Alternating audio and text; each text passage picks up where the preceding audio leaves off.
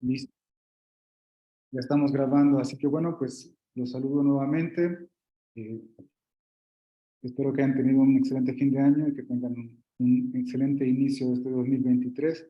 Pues como parte del curso de Infraestructura Tecnológica en Educación, tenemos esta primera, bueno, más bien esta segunda sesión sincrónica. En este caso vamos a tener una conferencia taller sobre el diseño básico de redes LAN, que es parte de uno de los 4 temas que vamos a tener durante el curso.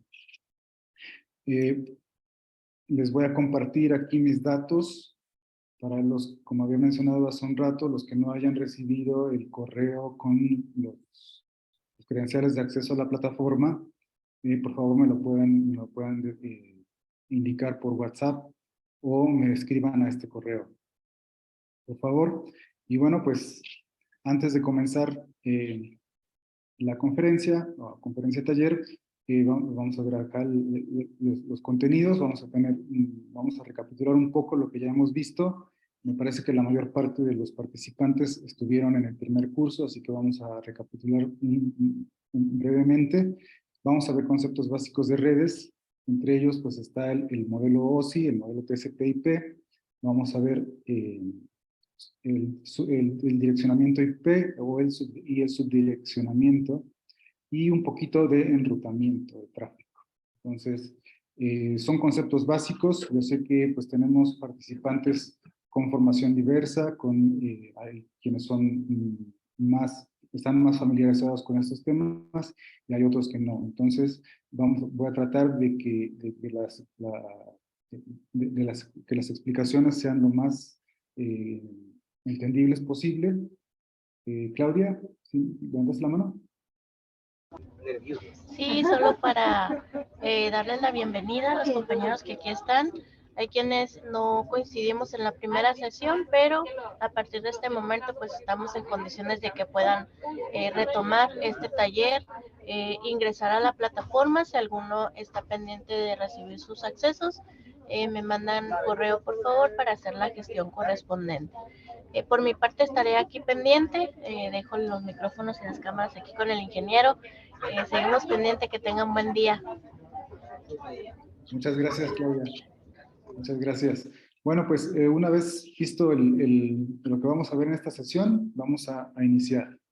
Y bueno, recapitulando un poco lo que ya hemos trabajado en cursos anteriores, en el curso anterior, pues tuvimos a grandes rasgos una identificación de la topología de red que ustedes hicieron en sus planteles o instituciones, en su plantel o institución general, dependiendo de donde están ubicados. En la mayor parte de los casos, si no es que en todos, pues tenemos y se identificó una topología de red en estrella. También identificamos elementos físicos y lógicos dentro de las redes y también algunos servicios. Eh, eh, Como lo más importante, digamos, de lo identificado, como les decía, es que en la mayor parte tenemos topología en estrella en las redes. En los medios de transmisión identificados, la mayor parte usa cableado UTP. Y los dispositivos de red identificados pues van desde modem routers, switches capa 2, hubs y algunos puntos de acceso. Y en su mayoría también se identifica que todo el direccionamiento o la forma en que se asignan las direcciones IP a los elementos de la red se hace a través de un servidor de DHCP. O sea que se hacen de manera automática y en la mayor parte de los casos, o sea, el administrador de la red no está realmente interviniendo en la asignación de las direcciones IP de los equipos, sean diversos equipos, ¿no?, que conforman la red. Muy rápido ese resumen. Vamos a iniciar con algo muy importante que debemos conocer. Seamos expertos en redes o no, esto es algo que es básico, que es fundamental, conocer el modelo OSI. El modelo OSI es un estándar, son estándares que se crearon para que los sistemas de comunicación en la red sean interoperables. Es decir, todos los fabricantes, todos los que intervienen o los que crean equipos conectados a la red se guían por estos estándares. Y el modelo OSI se divide en 7 capas o 7 procesos, o como le quieran llamar, en tiene 7 elementos, que va desde la capa física, que se refiere a todo lo que es el cableado estructurado, en fin, todos los elementos físicos que interconectan a los elementos de las redes. Después viene el enlace de datos, que en ella intervienen las conexiones lógicas entre dispositivos, es decir, la forma en que determina la forma en que se accede al medio de transmisión. Y en esta capa identificamos o la podemos asociar fácilmente o lo que tendríamos que asociar más bien a esta capa de datos son elementos como los switches. El switch es el elemento principal que vamos a encontrar en esta capa del modelo OSI. La siguiente capa es la capa de red. Esta capa se encarga de la conexión lógica entre elementos de la red a través de un identificador único que se denomina dirección IP. Las direcciones IP, que ahorita vamos a ver más adelante, tienen 2 versiones, la versión 4 y la versión 6. Generalmente se trabaja solo la versión 4 y después les comento un poco acerca de la versión 6. En esta capa del modelo OSI vamos a identificar uno de los elementos de la red, que es de los más comunes también, y en ellas podemos encontrar routers, switches de capa 3 o multicapa y firewalls. Son elementos que son capaces de trabajar con el tráfico, de determinar rutas, de instaurar medidas de seguridad. Entonces, aquí el elemento más común que vamos a ver, y que ustedes posiblemente van a estar más familiarizados, son los routers. Entonces, vamos a trabajar en este curso más en estas tres capas. Física, que se refiere a todos los elementos tangibles, físicos, que interconectan a los elementos de la red. El enlace de datos que vamos a identificar muy fácilmente ahí, o lo que vamos a identificar son los switches, que son los de distribución, y en la capa de red vamos a identificar a los equipos que son capaces, que tienen digamos, vamos a llamarle así, un nivel de inteligencia más alto, que son capaces de definir políticas de enrutamiento o de canalización de la información. Después tenemos más arriba la capa de transporte, que es la que se encarga de establecer las políticas o los lineamientos de la forma en que se van a comunicar los distintos elementos en la red para establecer un modo de transporte o un modo de traslado de la información de un punto a otro.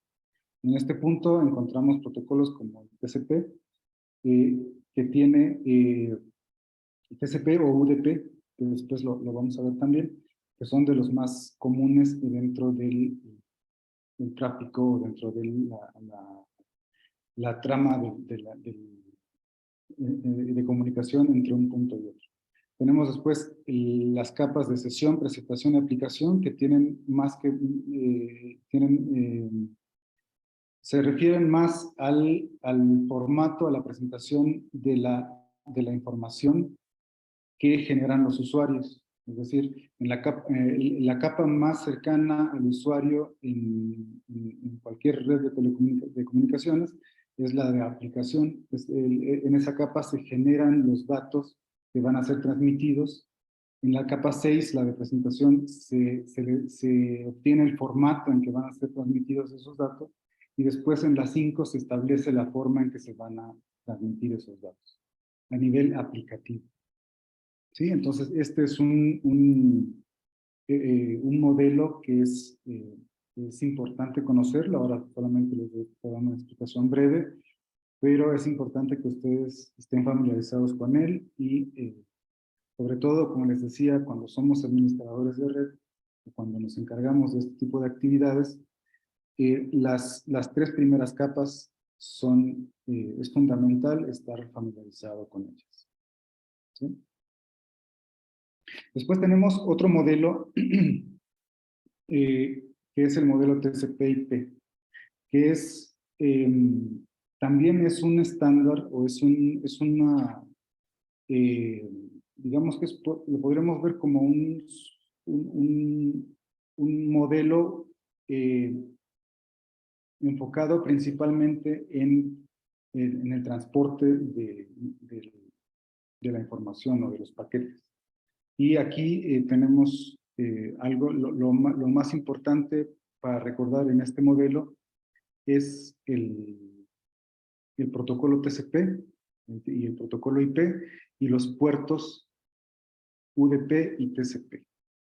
Por ejemplo, para una transmisión como la que tenemos ahora de Zoom, los puertos generalmente que se utilizan para este tipo de streaming o de transmisión de audio o video, utilizan el puerto UDP.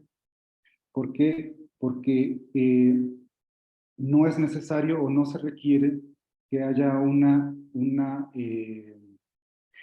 voy a iniciar mejor con el otro protocolo. El TCP, el protocolo de transporte, se utiliza para dar fiabilidad a la transmisión de los datos. Es decir, si estoy de un punto a otro, este protocolo me garantiza que los paquetes o que la información llegue completa al otro lado. Entonces establece una serie de handshake, les llaman. Yo te mando un paquete y tú me dices si lo recibiste. Entonces, si el otro lado recibió, yo mando el siguiente paquete. Y así se va estableciendo la dinámica de transporte de los paquetes utilizando este protocolo o este puerto, el TCP. Y eso nos garantiza que la información llegue completa de un lado a otro. Ahora, en los servicios de streaming o de video, como no es prioridad que lleguen todos los paquetes, porque las aplicaciones generalmente pueden extrapolar. Entonces, el UDP, cuando está, por ejemplo, trabajando en este tipo de transmisión, los datos se envían por ese puerto y ese puerto no necesita saber si el otro punto donde se envía la información llega. Por eso, en estos casos, perdemos información, o sea, a veces se corta, o si vemos que de pronto avanza muy rápido, o se cortan pedazos. Eso pasa porque se utiliza este protocolo. Este protocolo no necesita que el otro extremo le diga que ya recibió el paquete. Él lo manda y no le importa si llega o no llega. ¿Sí? Esa es la gran diferencia entre estos dos. Y esta es la... ¿sí? Entonces, cuando escuchan modelo TCP/IP, recuerden este cuadrito amarillo, que es UDP y TCP. Eso es lo básico a recordar en este modelo. Y este modelo se asocia de esta forma al modelo OSI. Sí, tenemos que en el modelo TCP/IP, el acceso es lo que sería, es una forma de interpretación nada más. No significa que haya equipo específico para una parte del TCP/IP y para cada etapa. Es simplemente una forma de organización para garantizar que todos los usuarios o todos los puntos de una red se comuniquen. Entonces, en este caso el TCP agrupa las primeras dos capas del OSI en el acceso a la red. Y la tercera capa, que es la de red, le llama Internet. Y la transporte es la misma y agrupa del modelo OSI, la capa de aplicación, presentación y sesión, como una sola, que sería la capa de aplicación. En general, es lo mismo, solo que el modelo TCP/IP se enfoca en el transporte en cómo se realiza el transporte de la información o de los paquetes. ¿Okay? Entonces, son dos modelos fundamentales de conocer, de estar familiarizados. No es necesario dominarlos porque requiere muchas horas de, de- de dedicación, conocer exactamente cómo funciona cada capa, porque es un entramado desde la capa de aplicación hasta la capa física y después o como se llama en redes, un encapsulamiento que va desde cuando se genera el paquete en la aplicación, pasa por cada una de las capas y llega a la capa física con un tail o una cola que es toda la información que necesita para que ese paquete llegue a su destino. Entonces, dominar cada paquete, todos los payloads o toda la información que lleva esa trama o ese paquete, requiere de muchas horas. Pero sí es importante que ustedes conozcan que existen estos estándares y que en nuestro caso, si estamos a cargo de una red de datos o tenemos que ver con ella, y lo que yo recomiendo siempre es estar muy familiarizados con las primeras tres o con las dos del modelo TCP/IP, que es con las tres del TCP/IP, que es acceso a la red, internet, transporte, y en el modelo OSI, física, enlace de datos y red. ¿Sí? Esos, si pueden dedicar un poco a leer y familiarizarse con esos modelos, estaría muy bien para que puedan tener un panorama más amplio del funcionamiento del transporte y de los datos. Entonces, como les decía, para y sobre todo para esta presentación, nos vamos a enfocar en estas dos capas, la capa de red y la capa de enlace de datos. Donde en la capa de enlace de datos, el equipo lo podemos asociar directamente al switcheo o a la capa de distribución, y en la tercera capa, que es la de red, el elemento que por defecto siempre tenemos son los routers, ¿sí? Entonces, esto cuando les hablen de enlace de datos, ustedes siempre imaginen que ahí están hablando de switcheo, de conmutación de datos, y cuando hablamos de red, se refiere al enrutamiento o al manejo de tráfico, y que generalmente eso lo hace un enrutador o un router, como se llama en inglés. ¿Sí? Por favor, si no me escuchan bien, a veces bajo un poco el tono, ando medio ronco, entonces no se me oye, pero bueno, me avisan, por favor. Lo siguiente, hablando de enrutamiento, el enrutamiento de datos, de tramas o de paquetes, como se le puede llamar, sucede en dos capas, en estas dos capas que acabo de mencionar. El enrutamiento en capa 2, también se le dice enrutamiento por MAC address.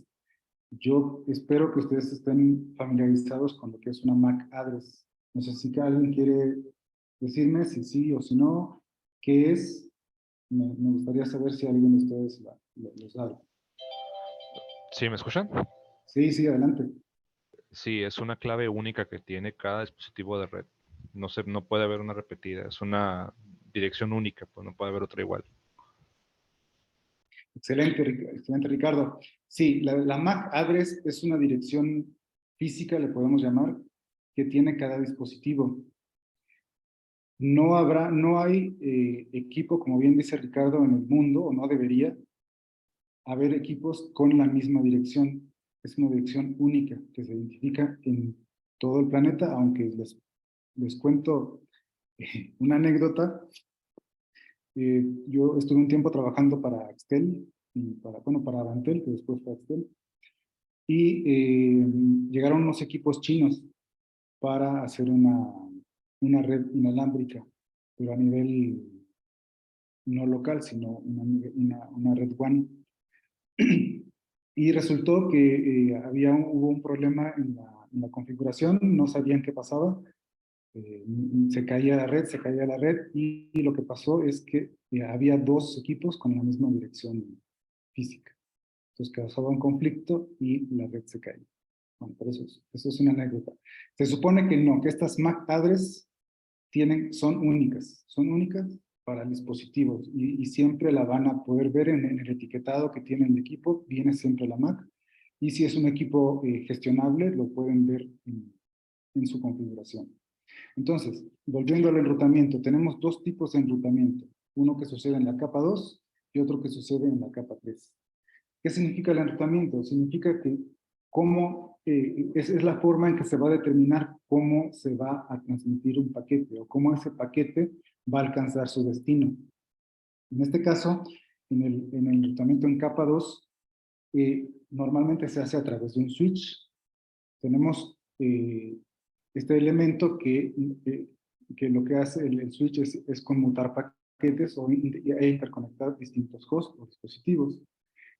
Alguien, no sé si me puede decir la diferencia entre un switch y un hub. A veces nos podemos encontrar hubs y nos podemos encontrar switches. Si alguien sabe, me gustaría que lo pudiera decir o que tuviera alguna idea de cuál es la diferencia. Bueno, tengo entendido que el hub es meramente, no se puede administrar. Trabaja directamente así, plug and play, ¿no? Lo pones y trabaja. Y los switches, dependiendo de algunos modelos, los puedes administrar. Muy bien, sí, es una de las características, pero la más importante diferencia entre un switch y un hub, de hecho el hub no está considerado como capa 2, está considerado como capa 1, porque es un elemento que no tiene ninguna inteligencia, vamos a llamarlo así. Entonces, un hub lo que hace es, tú le conectas 5 computadoras, por ejemplo, a un hub, y cuando el hub recibe un paquete para alguien conectado en sus puertos, él simplemente transmite el paquete por todos los puertos. Y crea lo que se llama un dominio de colisión. ¿Sí? Entonces, ese dominio de colisión, si son pocos equipos los que están conectados a un hub, pues no es tan importante, digamos, porque se genera tráfico innecesario en el hub, pero pues al ser pocos equipos no es tan grave. El tema es cuando es una red muy grande conectada a un hub, la colisión de paquetes que se causa al enviar la información por todos los puertos puede generar mucha congestión hasta la caída o la saturación del equipo, ¿no? Entonces, la diferencia con el switch, un switch, por más simple que sea, lo que hace es identificar a los equipos por su dirección MAC. ¿Sí? Entonces, en la primera vez que se conecta el switch con los equipos, el switch manda una solicitud de ARP, como se ve aquí en la imagen. Este ARP es un protocolo de descubrimiento para saber qué equipos están conectados al switch. Entonces, manda esa solicitud y los equipos que están conectados le responden. Y en esa negociación, el switch identifica qué dispositivos a través de su MAC address están conectados a él. Por lo tanto, cuando de esos mismos dispositivos envían un paquete a un destino de esa misma red, que está conectado a ese mismo switch, el switch no va a enviar el paquete por todos los puertos, sino que como ya tiene identificado cuál es la dirección física del destino, entonces solamente manda el paquete por ese puerto. Por lo tanto, se evita, no hay colisión o disminuye la colisión, porque tampoco son cero colisión, o sea, sí hay colisión, pero no, en este caso no habría colisión, y manda el paquete directamente al equipo destino. Cuando es una red local, es decir, cuando los equipos están conectados a ese switch, porque solamente puede conocer las MAC address de los elementos que están conectados ahí. ¿Sí? Entonces, es un switcheo además muy rápido, una conmutación muy rápida, porque en el modelo que vimos en el OSI, o sea, el paquete no sube hasta la capa de Internet, ni a la de transporte, simplemente ya en la capa de enlace de datos, entonces operando switch, ya sabe cuál es el destino y entonces se agiliza el tráfico, ¿sí? Y es así como se enruta el tráfico en capa 2 en una red local, ¿sí? ¿Alguna duda? ¿Algo que quieran preguntar en este punto? Que lo explique tal vez en otras palabras para los que no estén tan o no comprendan bien esta parte, por favor me dicen. ¿Todo bien entonces? Bueno, seguimos entonces. El otro tipo de enrutamiento, como les decía, lo tenemos en la siguiente capa, que es la capa 3 o la capa de red o la capa de internet, según el modelo que estamos viendo. Entonces, normalmente, este tipo de enrutamiento se usa para interconectar distintas redes o distintos segmentos de red, ¿sí? Aquí, por ejemplo, en la imagen tenemos que hay un paquete del lado izquierdo destinado a la red 10.1.1.0, que si la vemos en la imagen, está conectada al segundo router del lado derecho, ¿sí? Y vemos que pues son redes distintas, o sea, acá tenemos, bueno, no se ve la dirección del emisor, pero podemos notar que hay una red que está segmentada y que probablemente esta línea punteada sea un enlace WAN, o sea, un enlace que conecta redes que están en distintas ubicaciones geográficas. Porque generalmente es cuando utilizamos routers, los routers interconectan redes que no están físicamente cercanas, digamos, o en otros casos muy específicos, pero generalmente para ello eso lo utilizamos. Entonces, ya aquí no podemos utilizar la MAC address no es suficiente para alcanzar al destinatario. Lo que se hace entonces en este punto es que para poder llevar el paquete de un punto al otro de la red, necesitamos saber la dirección IP, que es la que todo el mundo conoce, direcciones IP. En este caso es la del destino, es la 10.1.1.1.0. Es en este caso el paquete va destinado a esa red, ¿sí? En este caso, el router, de distintas formas que ahora voy a mencionar, conoce, sabe o tiene una tabla en su configuración que va creciendo manual o dinámicamente y sabe si el paquete que va dirigido a esa red puede, si él lo puede encaminar, lo puede llevar hacia su destino. Cuando recibe este paquete que va a la red 10.1.1.0, va a buscar en esa tabla y va a saber si hay una ruta para llegar a ese destino, ¿sí? Si él no tiene la ruta, descarta el paquete y manda un mensaje de inalcanzable. Y si tiene la ruta, si está en su tabla de rutas una vía de llegar a este destino, a la red 10.1.1.0, lo encamina y lo saca de ahí hasta el siguiente punto, que sería, por ejemplo, en este caso, si sabe dónde está la red 10, porque si están conectados según este esquema, este router, el de la izquierda, mandaría el paquete hacia el router remoto. Y el router remoto también debería tener la tabla para saber a dónde está la red 10. Entonces, como también sabe a dónde está esa red, entonces reenvía también el paquete, ¿sí? A ver, aquí todo claro, ¿tienen más o menos idea de lo que estoy hablando? Ricardo.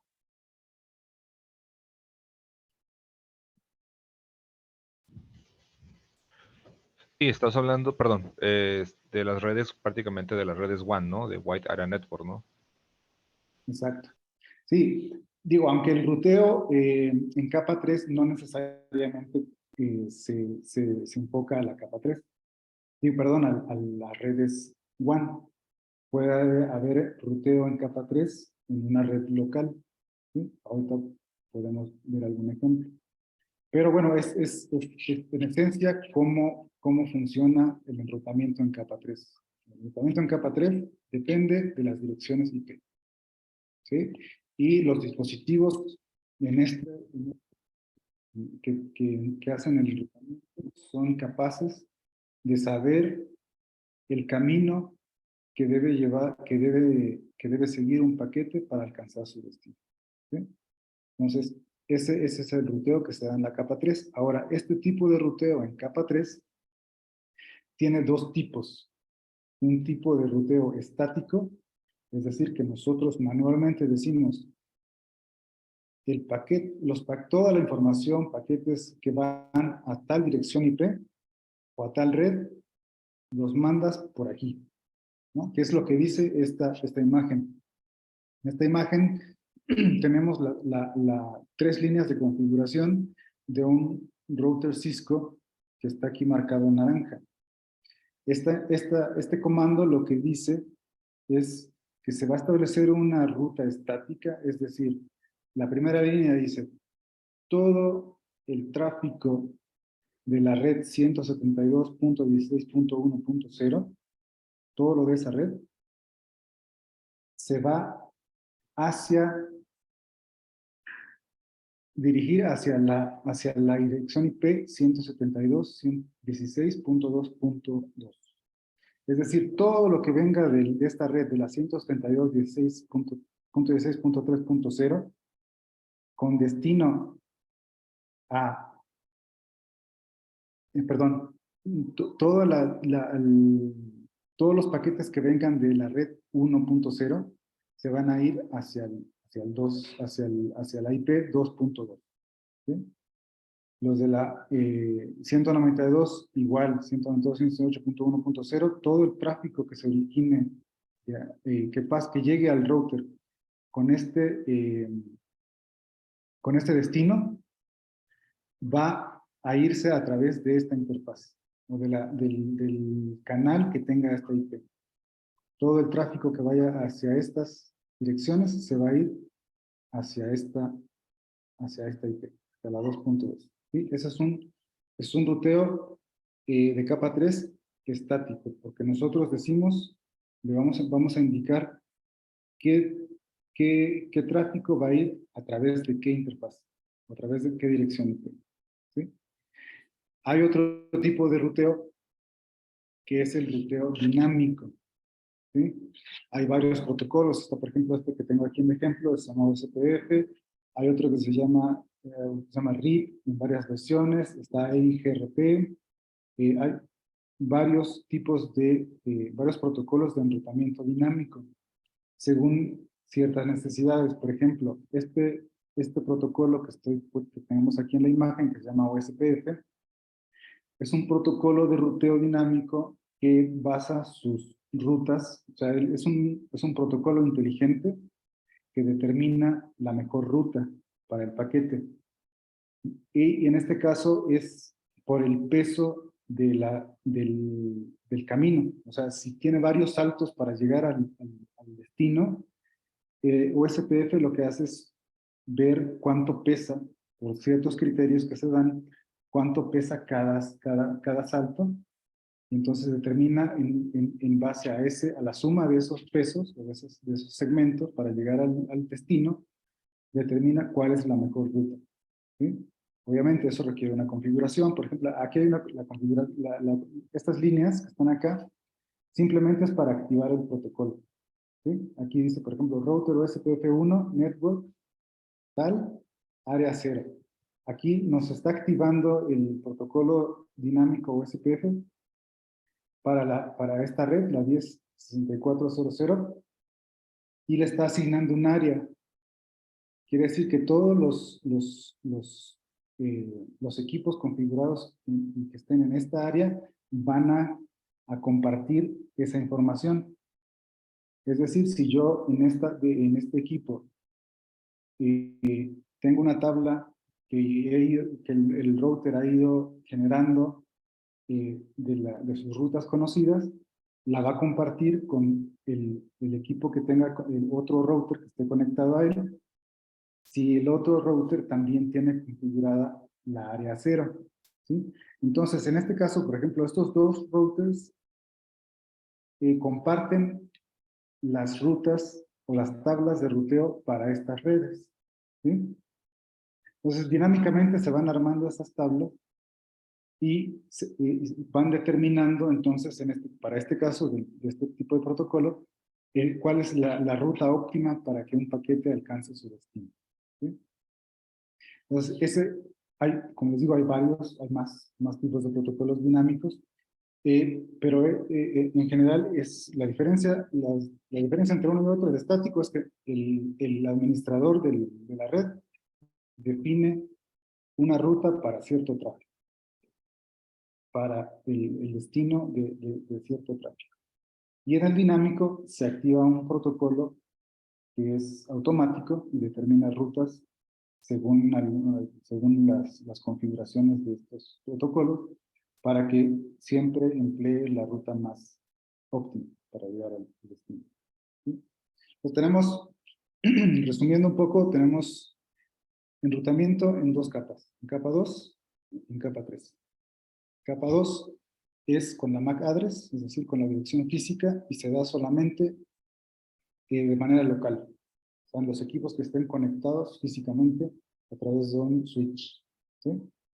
Capa 3, tenemos enrutamiento a nivel IP o a nivel Internet, se le conoce también, y depende exclusivamente de la dirección IP de los equipos configurados en la red.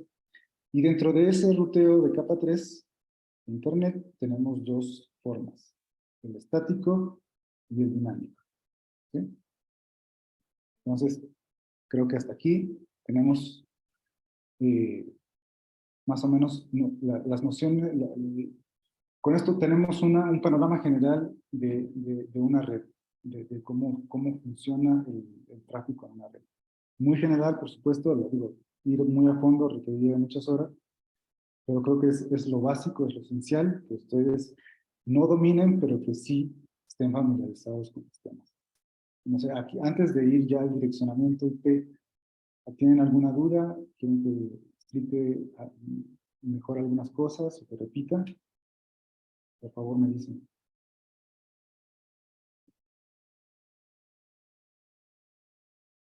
Nada, ¿todo bien? Muy bien. Bueno, de todas maneras, esto mismo que estoy aquí explicando, pues, hay materiales en el aula virtual, obviamente con explicaciones más extensas, donde pueden consultar todo esto, ¿sí?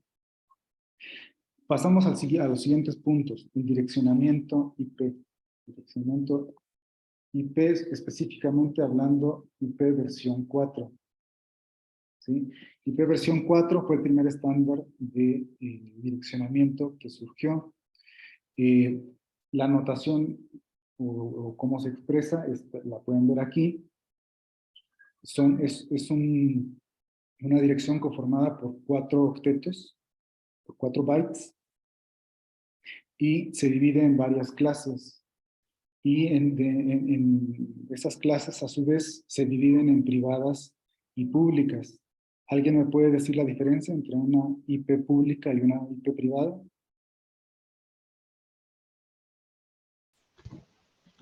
Perdón, es que me entretuve un rato acá afuera. Perdón, ¿cuál fue la pregunta? Si conocen la diferencia entre una IP privada y una IP pública. Ok, las privadas tengo entendido que son las que se usan en redes de área local, las privadas, y las públicas, pues las que se usan en lo que es la WAN, la comunicación de prácticamente ahora sí que global, ¿no? Sobre todo la de las páginas web que utilizan páginas públicas. Exacto. Sí, las IPs privadas se determinó, se me fue el nombre ahora del organismo que determina el direccionamiento o que asigna las direcciones. Determinaron que estos rangos que están aquí específicos de la clase A, clase B, clase C, el rango de la 10.000 hasta la 10.255, 255, 255, y las otras, pueden ser utilizadas solamente en redes privadas o redes locales.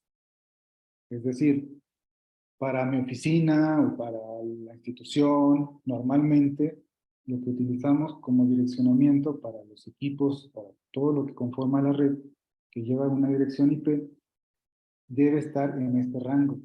¿Y cuál es el más conocido de aquí? Pues el tercero, ¿no?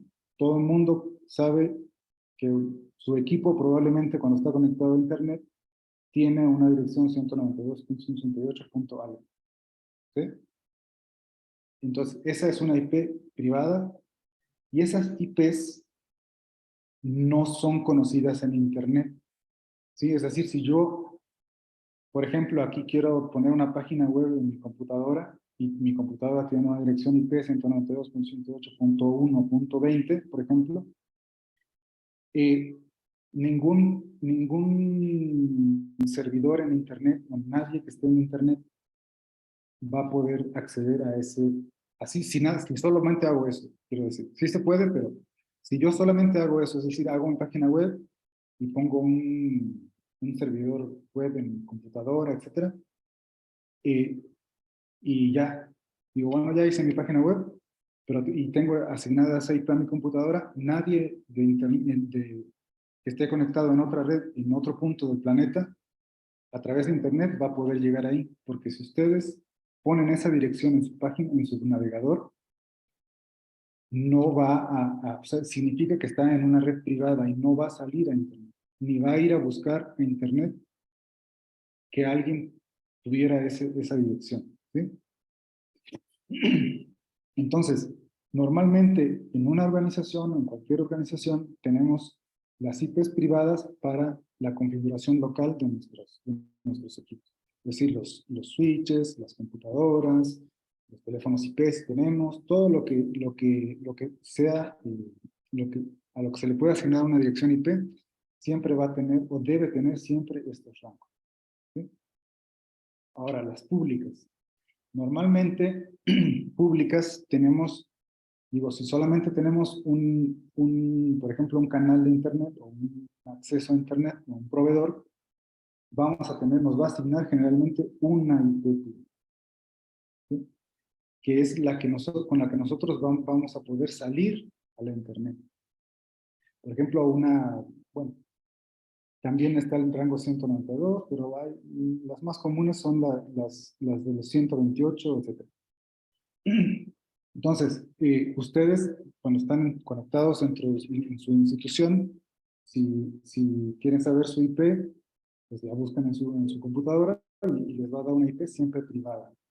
Pero, ¿cómo ustedes pueden saber cuál es su IP pública? O sea, ¿cómo los encuentran a ustedes desde Internet? Es a través de la IP pública que el proveedor de Internet les asignó. ¿Sí? Ahora, ahí hay una conversión de la IP pública hacia la IP privada para hacer la comunicación hacia otros puntos en Internet. Es decir, yo puedo establecer una comunicación, por ejemplo, ahorita con ustedes, ¿no? O sea, estoy ahí con Ricardo, está del otro lado y tenemos una conexión. Hay una conexión, ¿sí? Pues, ¿cómo se da esta conexión? Bueno, pues, y seguro Ricardo tiene una IP privada que puede ser como esta misma, una 192.168, igual que yo, ¿sí? Entonces, hay un protocolo muy conocido que se llama NAT, que es Network Address Translation, que se ejecuta justo en el módem o en el router al que está conectado nuestro proveedor de Internet, ¿sí? Ese protocolo lo que se encarga es de traducir el paquete que está saliendo, que está entrando a la red, de una dirección pública a una dirección privada, y de una dirección privada, y viceversa, ¿no? De una dirección privada a una dirección pública, ¿sí? Entonces, es así como podemos hacer la comunicación desde una red privada hacia una red pública, a través de ese protocolo. Y si alguna vez ustedes pueden entrar al módem de su casa o ahí de la institución o del plantel, van a ver que hay una sección que dice, en la parte WAN que dice, hay un protocolo que se llama NAT. Ese protocolo es Network Address Translation, es el que se encarga de que se pueda dar esa comunicación entre una red privada y una red pública, ¿sí? Bueno, ¿hasta aquí alguna duda del direccionamiento IP, de las clases, etcétera? ¿Privado, público? ¿Todo bien? Bueno, seguimos. Aquí es lo que les decía.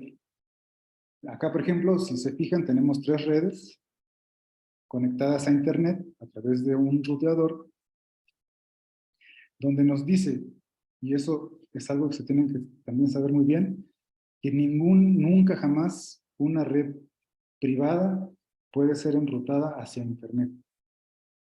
O sea, simplemente, o sea, lo pueden hacer. O sea, si quieren, ustedes, si tienen un router que se conecta a Internet, pueden decirle, poner una IP, una ruta estática y decir, bueno, lo que vaya a tal IP o lo que venga de tal tráfico, me la mandas para allá. Si no está habilitado ese protocolo de NAT, simplemente el router que reciba ese paquete lo va a descartar, porque va a determinar que es una IP privada y no lo va a encaminar. ¿Sí? Entonces, no se puede.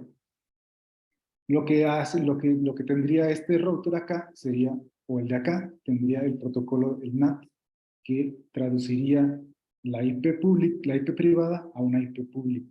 Entonces, todos los paquetes que salgan, por ejemplo, de la red 1, aunque vengan de una red privada 10, etcétera, etcétera, lo que sale hacia el exterior, lo que sale a Internet, va a ir etiquetado con la IP pública que nos dio nuestro proveedor de Internet. ¿Sí? Y, por ejemplo, si esta otra red se comunica con esta otra red, también este paquete va a salir con otra dirección pública que le ha asignado su proveedor de Internet, del lado derecho. Y va a llegar acá a Internet, va a buscar la ruta ¿a dónde quiero ir? Quiero ir a la red 1. Bueno, acá va a haber tablas, va a decir, bueno, yo la red 1 la conozco por aquí, y va a hacer su caminito y va a llegar hasta acá. Y cuando llegue acá, va a llegar, el paquete las IPs las IPs que va a tener el paquete de destino va a ser la pública de este enlace en Internet de nuestro proveedor, y el origen va a ser la pública desde acá. Pero bueno, ese paquete lleva información específica de qué aplicación o a dónde, qué es lo que va a buscar a esa red. Y este router de acá, de la izquierda, se encargará de revisar ese paquete y decir, bueno, este paquete, en realidad, aunque viene con una IP, va hacia una IP pública, aquí yo tengo información de que ese paquete va a tal computadora o a tal servidor que está en esta red, ¿no? Eso es lo que hace el NAT. Y así es como se dan las comunicaciones en Internet. ¿Sí? Jamás van a ver una IP privada en Internet.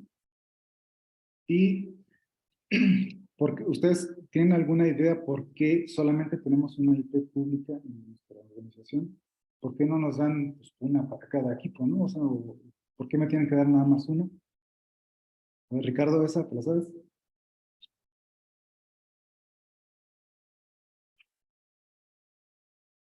¿O alguien tiene idea por qué nuestro proveedor nada más nos da una IP? ¿O por qué solo podemos tener una IP? No podemos tener más IPs públicas dentro de nuestra organización.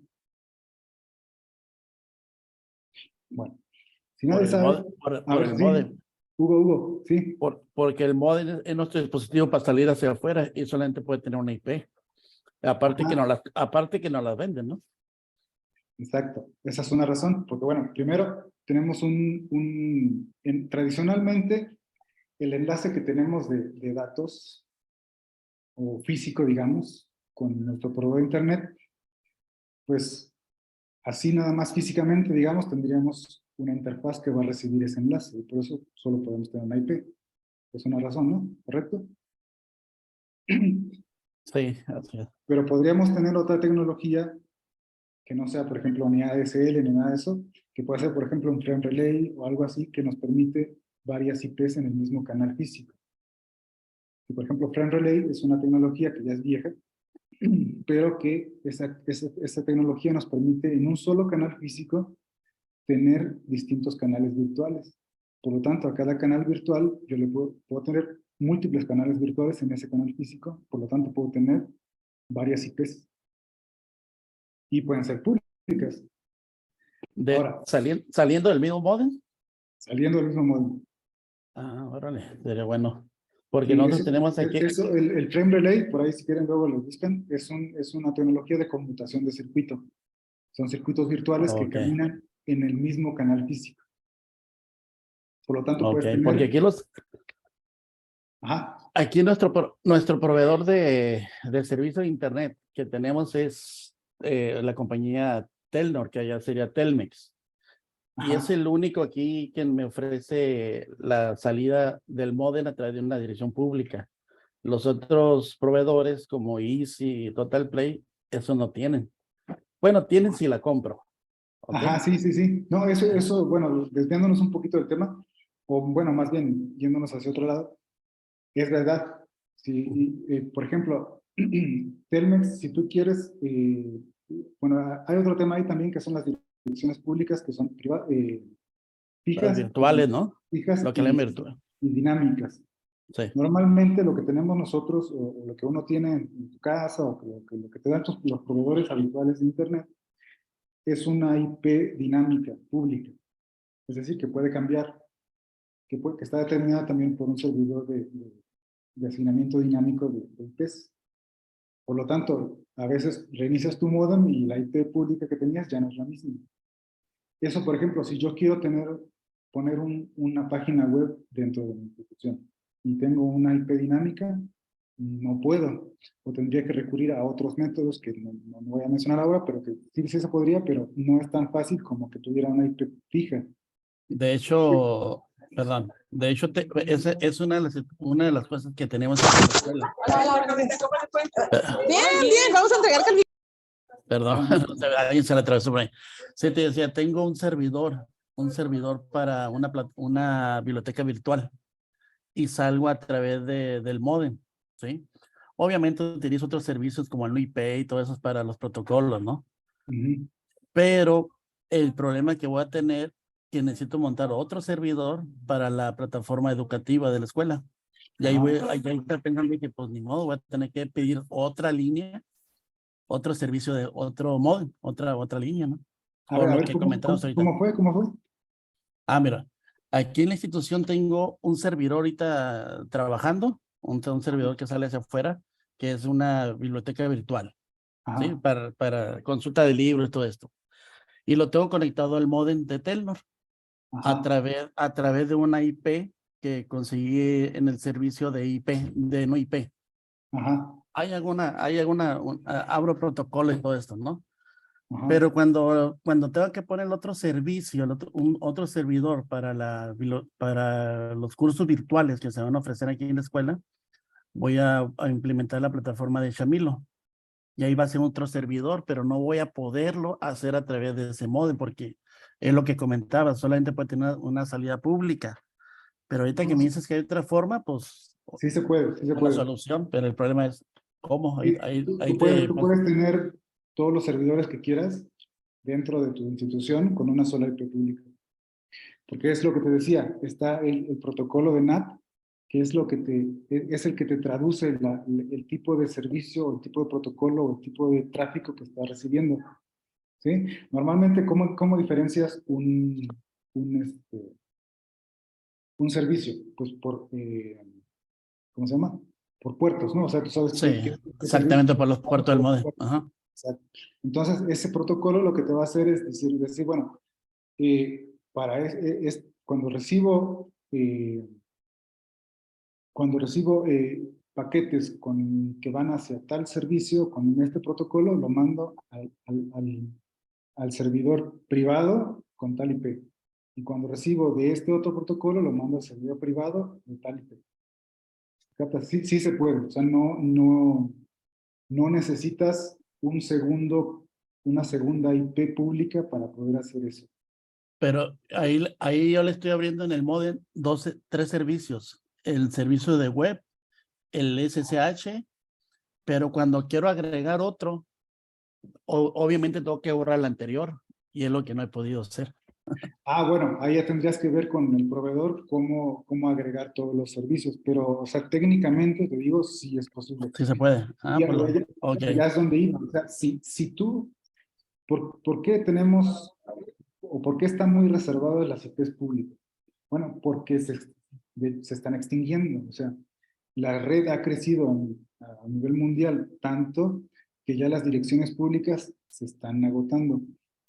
Por eso es que se migra después a IP versión 6 y por eso solamente nos dan una, porque con una podemos hacer prácticamente todo. O sea, si los proveedores asignaran una IP por cada servidor que tenemos, no sería factible, ¿me captas? Sí, sí, ajá. Entonces, por eso digo que técnicamente sí se puede. Digo, eso lo vemos en otro tema si quieren, pero Ok. sí se puede. Entonces, esas son las razones, o sea, esas son las justificaciones de las IP públicas y IP privadas, y cómo funcionan dentro de la red, ¿ok? Ahora, nos vamos al tema del ejercicio que vamos a hacer ahorita sobre el subdireccionamiento, y va en ese mismo sentido. ¿Por qué es el subdireccionamiento IP? Estas son las justificaciones. Ahorita vamos a ver un ejemplo. ¿Por qué hacemos subdireccionamiento? ¿Qué quiere decir subdireccionamiento? Quiere decir que tenemos una red, la clásica, ¿no? La 192.168.1.0, y si utilizamos así nada más esa pura red, la 0, solamente vamos a tener una que va a tener 254 hosts y solo una red.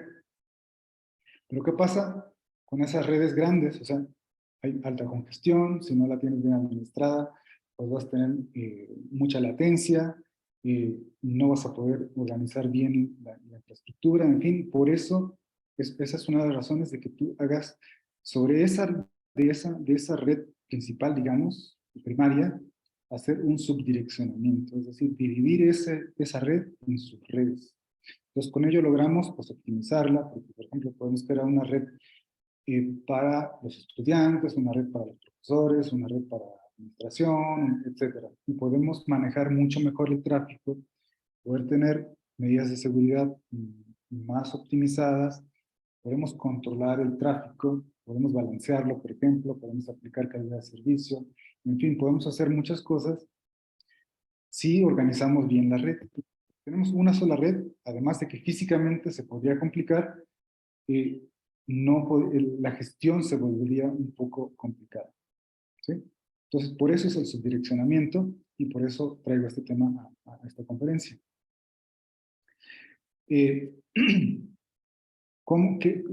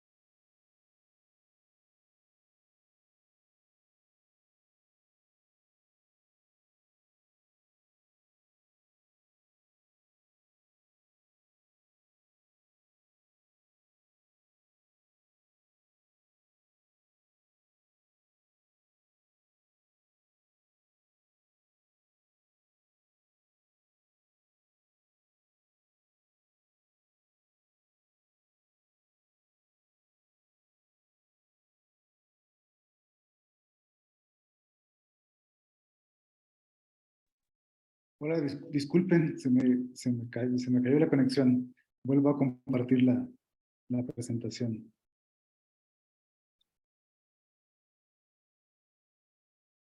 ¿Sí me escuchan? ¿Sí están por ahí?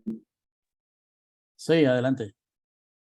Ya, perdón. Bueno, les preguntaba si estaban familiarizados con la conversión de decimal a binario y viceversa. Es muy sencillo. eh,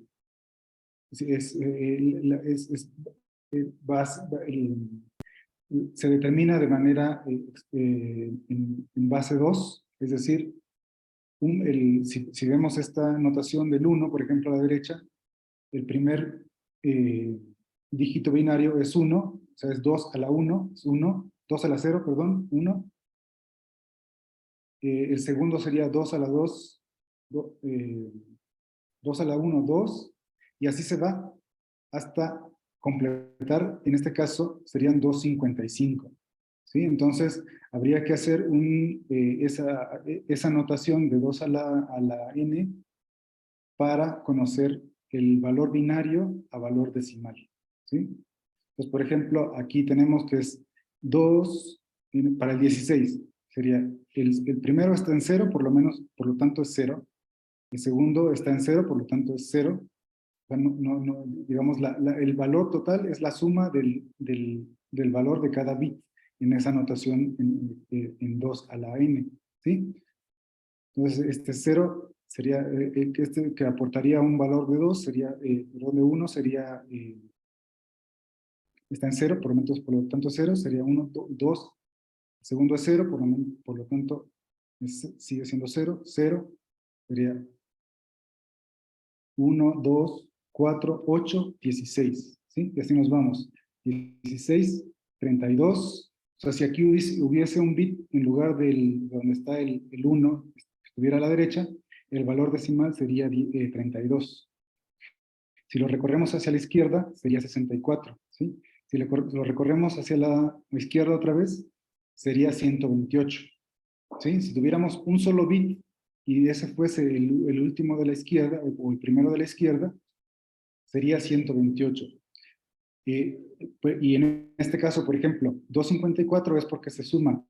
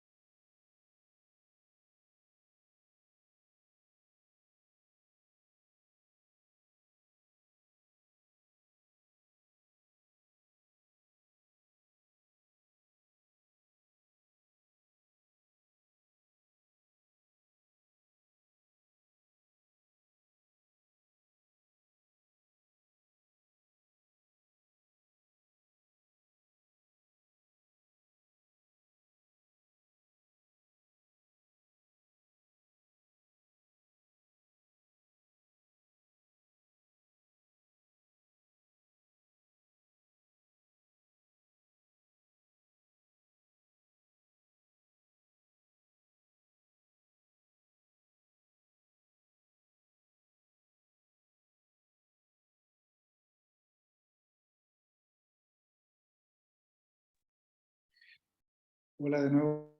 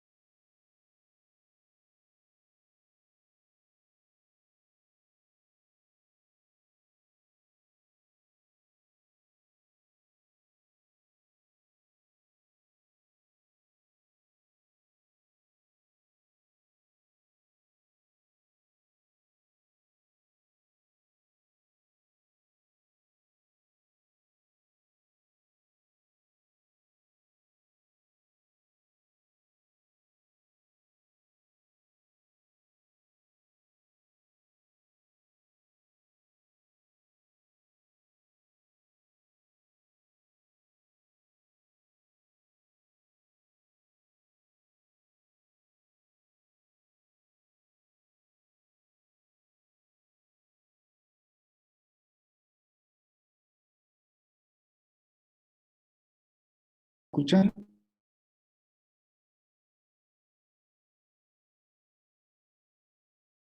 ¿Alguien que me pueda decir? Sí, sí, maestro, sí lo escuchamos. No, les decía que sí, dar la segunda parte, que ya va a ser corta, una media hora tal vez, o menos, 20 minutos, porque mi conexión se cae y se cae y se cae. Ya probé con 2 conexiones y con mi teléfono y se sigue cayendo. Entonces, para no tenerlos así en estas condiciones, yo podría hablar con Claudia para ver qué día a ustedes les conviene y pues nos conectamos media hora, no hay problema. ¿Les parece bien?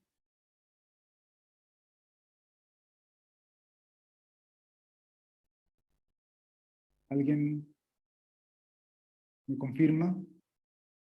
Antes de que se me caiga otra vez la sesión. Sí, ya veo en el chat. Entonces, si no les es inconveniente, prefiero la segunda parte. Digo, ya me está marcando red inestable, etcétera. Y pues ya garantizo en la próxima vez, espero, que no me falle la conexión.